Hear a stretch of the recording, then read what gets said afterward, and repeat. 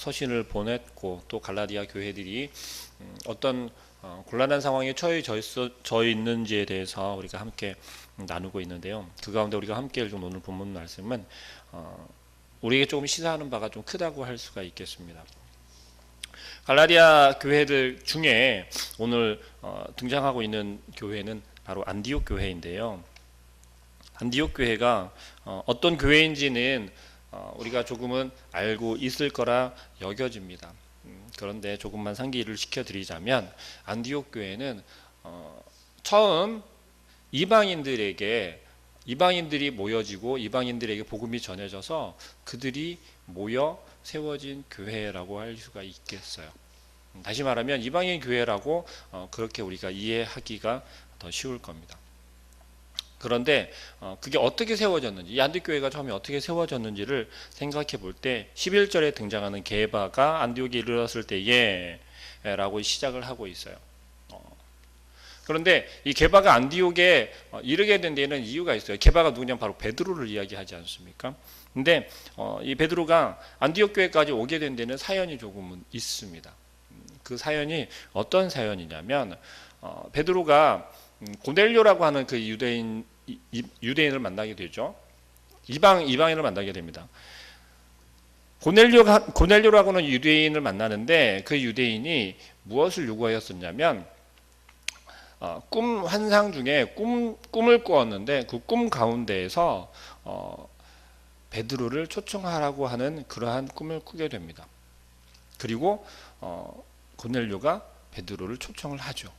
그런데 그쯤에 베드로가 기도하던 중에 또 환상을 보게 됩니다. 꿈을 꾸게 되는데 그것이 4발 달린 짐승이 보자기에 쌓여져 있어서 내려오는데 그것을 잡아 먹으라고 하는 하나님의 음성을 듣게 돼요.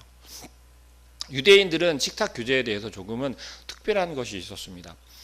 그것이 유대인이냐 유대인이 아니냐라는 것을 어찌 보면 구분 짓는 그러한 행위였어요.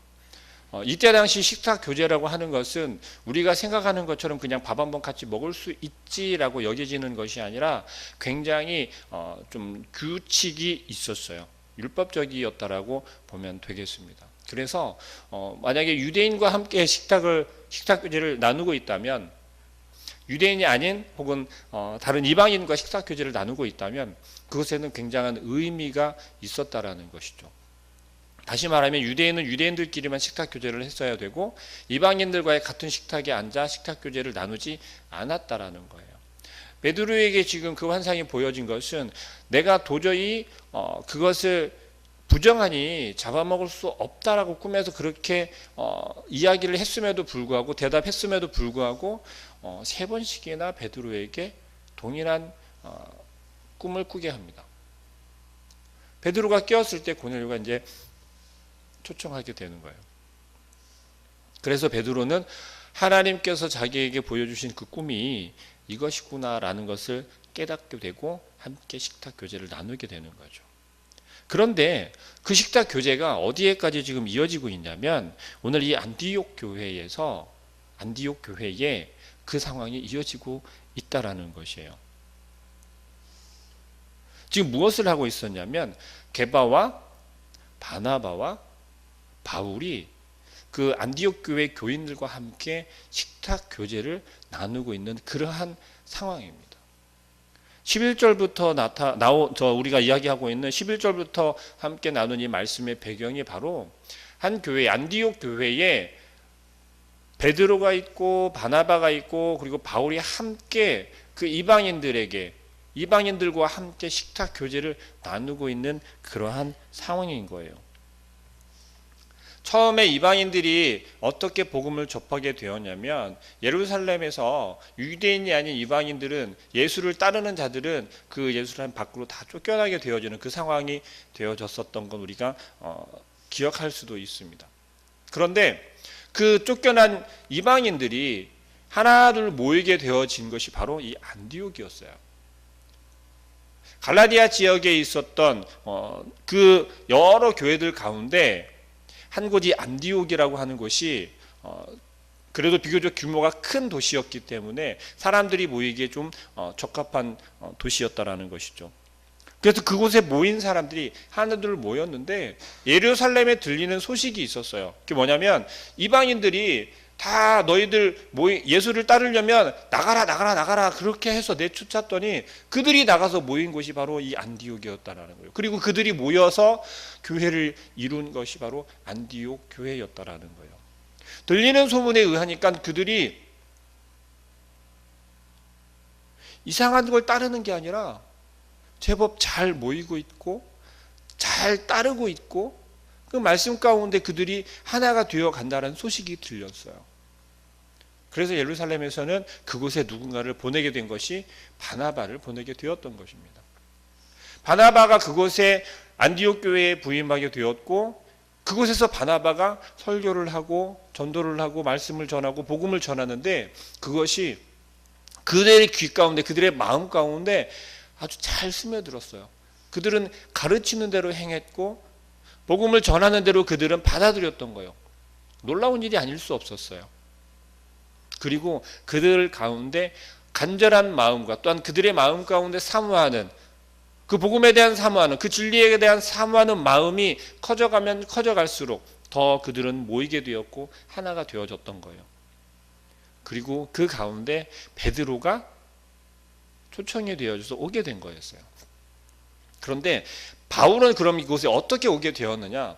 바나바가 그곳에서 목회를 하면서 지금 베드로라고 하는 베드로는 사도잖아요.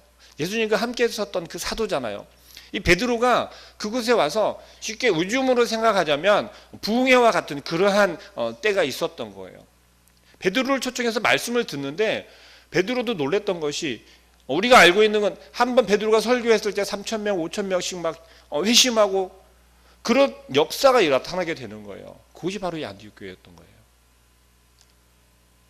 도저히 바나바 혼자서는 감당할 수 없게 되어졌을 때 떠올렸던 게 바로 바울이었던 겁니다. 안디옥에서 그렇게 멀지 않은 곳에 있었던 바울을 바나바는 부르게 된 거죠. 그렇게 이 세 명이 한 자리에 모이게 되었던 것입니다. 우리가 생각할 것은 안디옥 교회라고 하는 것은 유대인들이 모여서 유대인들이 모여져 있는 그러한 교회가 아니라 이방인들이 중심이 되고 주축이 되어져서 모인 교회라는 것을 우리는 기억하시길 바랍니다.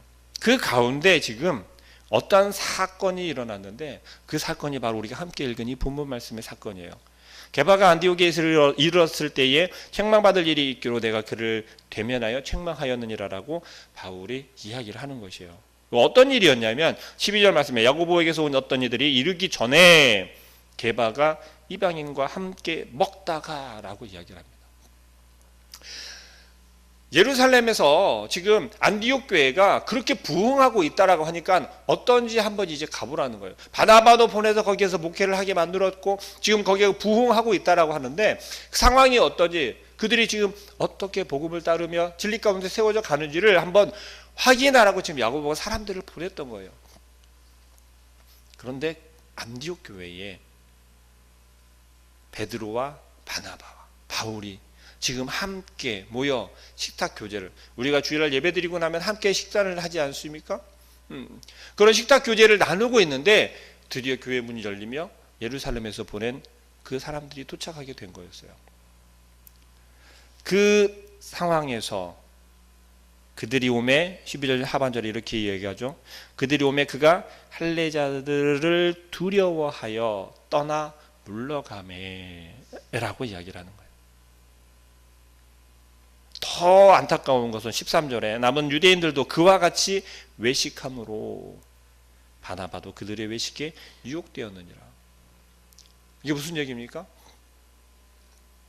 베드로와 바나바와 바울이 함께 이방인들과 그들과 식사를 나누면서 식탁 교제를 나누면서 서로의 진리를 나누고 있었고 복음을 나누면서 서로가 감동하고 서로의 마음들을 체험한 것들을 나누며 그렇게 교제하고 있었던 그 상황 가운데서 갑자기 문을 열고 누군가가 들어오는데 딱 보니 예루살렘에서 온 그 사람들이란 말이에요. 베드로는 지금 그들의 어떻게 했다고요? 그들이 들어오는 것을 보면 식탁을 떠나게 되는 거예요. 내 밥그릇을 들고 자리를 뜨게 되었더라는 거예요. 왜 그랬다라고 이야기합니까? 할례자들을 두려워하여. 왜 두려워했을까요? 유대인은 이방인과 식탁 교제를 나누면 된다고요, 안 된다고요? 안 된다고요. 그 유대인 율법 때문에 그런 거였어요. 이방인과 만약에 식탁 교제를 하게 된다면, 그들과 함께하고 있고 가까이 하게 된다면 어떤 걸 의미하냐면 유대인에게서 떨어져 나아간다라는 것을 의미하는 거였어요. 베드로는 지금 그걸 두려워했다라고 이야기합니다. 그런데 정말 안타까운 건 그 다음 13절 말이에요. 남은 유대인들도 그와 같이 외식함으로, 그 한 사람의 그러한 행동을 통해서 함께했던 안디옥 교회 그 교인들이 어떻게 했다고요? 외식했다. 여기서 외식했다라고 하는 말은 뭐냐면, 바나바가 베드로가 그렇게 행하는 모습처럼 우리도, 자기들도 베드로와 바나바와 그들과 함께 식탁 교제를 나누지 않은 것처럼 행동했다라는 거예요.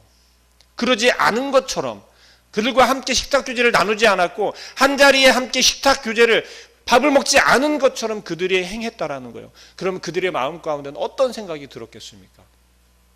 그들은 누구라고 그랬습니까? 이방인이라고 그랬잖아요. 이방인들이라고요.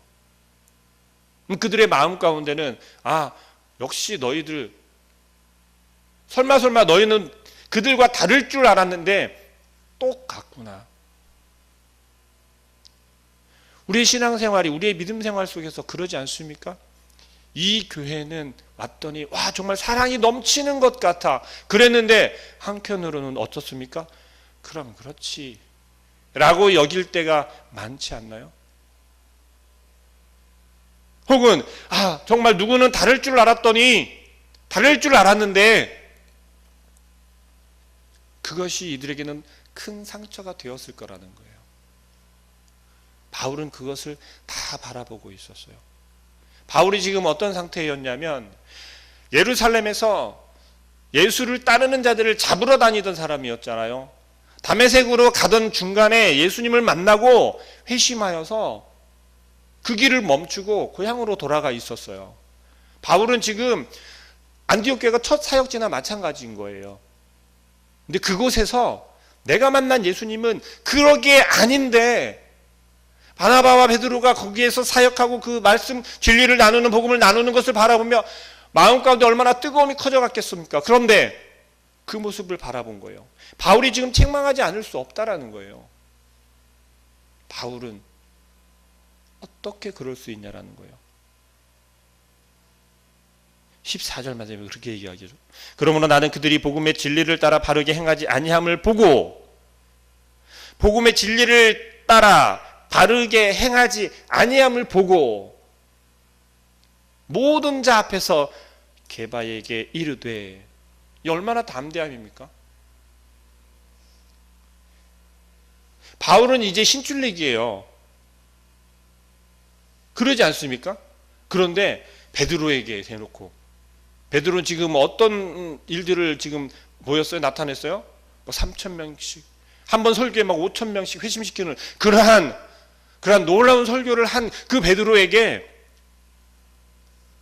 책망하는 말을 하는 거예요. 네가 유대인으로서 이방인을 따르고 유대인답게 살지 아니하면서 어찌하여 억지로 이방인을 유대인답게 살게 하려느냐. 복음의 빚진 자로 살아가겠다라고, 복음의 빚진 자라고 고백하고 살아가면서 고백해놓고 어찌 그럴 수 있냐라는 거예요. 예수님과 함께 그 자리에 서 있었고 그 역사의 현장에 있었으면서 어떻게 그럴 수 있냐라는 거예요. 여러분, 우리는 어떻습니까? 신앙생활하는 게요, 믿음 생활하는 게 쉽지 않다라는 거 우리 너무 잘 알고 있잖아요. 그런데 우리는 왜 쉽게 생각할까요?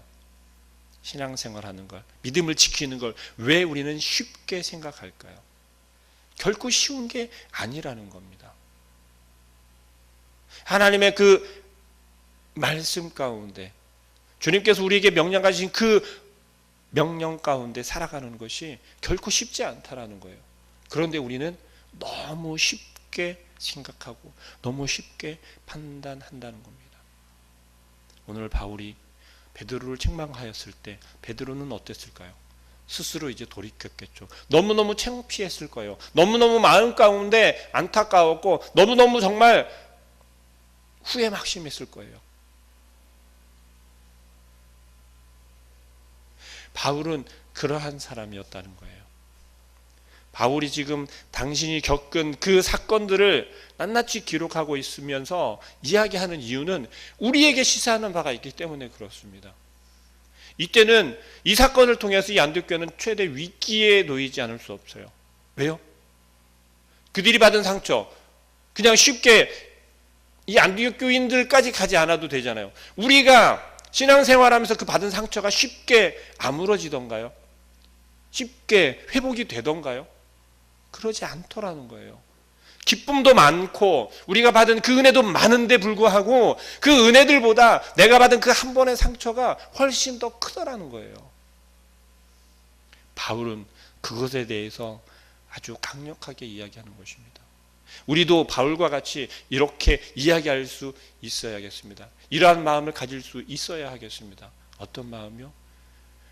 우리는 하나님께 우리의 생명을 비친 자들이잖아요. 예수 그리스도로 인해서 우리는 살아갈 수 있고 우리가 예수 그리스도로 인해서 나로 살아갈 수 있는 거잖아요. 그렇다면 내가 누구여야겠습니까? 우리가 누구여야 하겠습니까? 하나님의 자녀이고 예수 그리스도의 온전한 제자로서 복음을 지켜내고 이 진리를 흔들림 없이 지켜내고 외식하는 것이 아니라 우리가 말로만 하는 것이 아니라 그런 것처럼만 행동하는 것이 아니라 정말 그렇게 행동하고 그렇게 말하고 그렇게 예배할 수 있는 온전한 우리 모든 성도님들 그리고 오늘 하루의 삶이 되기를 소망합니다. 기도하겠습니다. 사랑하는 하나님, 하나님께서 우리에게 말씀하시며 우리가 오늘도 잃어버리지 말아야 할 것은 우리가 누군지를 기억하게 하여 주옵소서. 아버지 하나님께서 우리를 선택하시고 우리로 하여금 자녀를 삼으시며 우리가 온전히 그의 말씀을 따라 순종하기를 원하시는 하나님, 우리가 오직 주님을 바라보며 주님께서 우리에게 행하신 그 일들을 기억하게 하시고 또한 우리가 우리의 믿음과 우리의 삶 가운데에 우리의 삶이 하나님 계획과 하나님 주관하시는 그 길대로 이끌려가는 온전한 주의 자녀들 되게 하여 주옵소서. 우리의 삶은 너무나도 넉넉하지 못하며 좁은 길이라고 여길 때가 많습니다. 그러나 하나님께서는 그 좁은 길 가운데 예수 그리스도 보내주시고 우리가 그 주님을 향하여서 주님과 함께 헤쳐 나아가게 하시는 그 하나님을 바라보게 하여 주옵소서.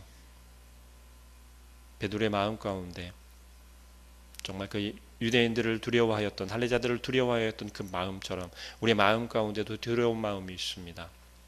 다른 사람들이 우리를 어떻게 바라볼지, 우리의 행동이나 우리의 말이 그들에게 어떻게 비추어질지를 고민하고 걱정하는 어리석은 저희들의 마음 가운데 주님 말씀하여 주시어서 오직 진리 가운데 서 있을 때, 오직 그 진리가 우리의 마음 가운데 가득 차 있을 때 우리의 모습이나 우리의 말이 행동이 흔들림 없이 바로 서 있을 수 있음을 깨달아 알게 하여 주시고 주님의 그 말씀 가운데 바로 서 있는 주의 자녀들 되게 하여 주옵소서. 오늘도 허락하셨으니 우리가 온전히 흔들림 없이 주님 허락하신 시간을 오늘 하루를 승리하는 삶으로 살아갈 수 있도록 주님께서 동행하여 주시옵소서. 예수 그리스도의 이름으로 기도합니다. 아멘.